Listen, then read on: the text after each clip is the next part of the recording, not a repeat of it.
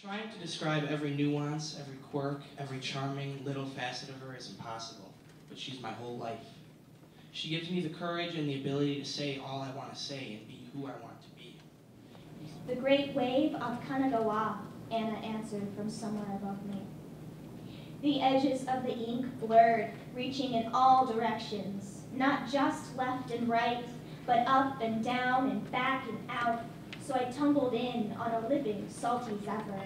In the back of a desert, behind mountain ranges, you'll discover a city unfriendly to strangers. For if you should gaff there, or if you're not nice, you'll fall to the Grinch's oh punish device. If Mitch eats Padfoot, I'm free to bust his ass. I shrugged Liz's consoling hand off my shoulder instead of letting it drop. Didn't have anything to accept the handout. To hell with them, all of them. If Mitch lays a print on my cup, that bastard will be considered a skinwalker. To tell you the truth, I think it's all a fluke. We've been duped by our eyes, but in our head lies the root. So get on with the learning of the space, now we shoot. Exploring the galaxy, finding out what is normality. And I may be delirious, and like the Joker though, yo, I'm oh so serious. Man, I revere in this. Rebel without a cause till I cease to exist, like what happened to James Dean on Highway 46. Every 5 minutes or 3 pages would be even safer, okay? If you take unfair advantage of that, this might be going to happen to you. If you don't like that, we have this. Somebody said to me a minute ago, "Do you have to have so many horns?" And I said, yes. Bus Stop's funeral was a lead-colored day with a steady rain, the kind that soaked clean through to chill the marrow of your bones. Unusually cool for that time of year, everybody had said, but nonetheless they came. From the pool hall, from up the block, from clear across town, and more exotic places, Tallahassee, Macon, Queens, Shreveport. Huddled in threes under umbrellas, some tipping along with flailing newspapers held over their heads, they came buttoned up proper with Bibles at their bosoms, round-bellied and weary, yanking on the arms of misbehaving children, patent leather pressed hair done up to the side, dark-suited and necktied, sober-minded and somber, respectfully hushful. They streamed along and funneled into New Mount Zion MB Church.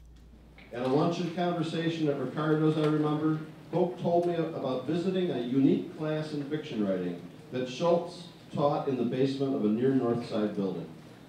Hope reported that Schultz had invented a method of teaching called Story Workshop that resulted in an exceptional quality of student writing, despite the fact that there was nothing to suggest that Schultz's students were more than typical, vaguely aspiring writers.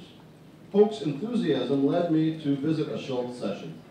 I witnessed a circle of students fanned about Schultz, engaging in free associations according to a pattern of planned exercises. The language was noticeably uninhibited, and the session was intensely dramatic and enlisting. I later read some of the students' work, and as Hope had said, the writing was unexpectedly good. At the end of the semester, reports on Story Workshop classes had been uniformly enthusiastic. It was distinctly a new and effective way to teach writing and English, and it clearly engaged students in the learning process. I was a follower too until it came to the cover. Like that was the, for if you guys are, when you're, I don't know, for me, like I did everything and anything that they wanted to do, and then they showed me the cover that they had in mind, and it was caca. It was like the worst thing I'd ever seen. It was vomitous and cheap, and I thought for a second that I'd made a huge mistake or something, and then so I really fought for this one, which I really love this cover. I mean, it's very simple, and I feel like it's very clean and terse and sort of slightly hopeful, and I mean, it really meant a lot to me. So that was the one thing that I fought for, definitely. Did you find it yourself? Like one criticism I really got from my novel was that the character was almost too stoic, which to me that was kind of part of her cultural background. It was the fact that she just Yeah, she just kind of, she had resilience. And I felt like people were expecting her at one point, I don't know, do some like kung fu move or like beat people up. And it just wasn't gonna happen. Or throw a bowl of kimchi at somebody. But you know, the book was based on my mother's life, and she never had the freedom to do that. You know, like her life was so circumscribed that she basically had to find strength in her own way, which was through quiet resistance rather than overt aggression. And so I'm with you on that stoic thing. But I got beat up a lot about that. And Do you want me to beat him up for you? please, beat up the critic from the Boston Globe. He said that I was such a sadist because my character endured so much pain and didn't fight back. But I thought, well, she can't quite because it's part of her patriarchal moment. She's not like, And you called him up and told him on his answering machine exactly what you thought about him. We should have more conversations with those critics, don't you? I think that'd be great.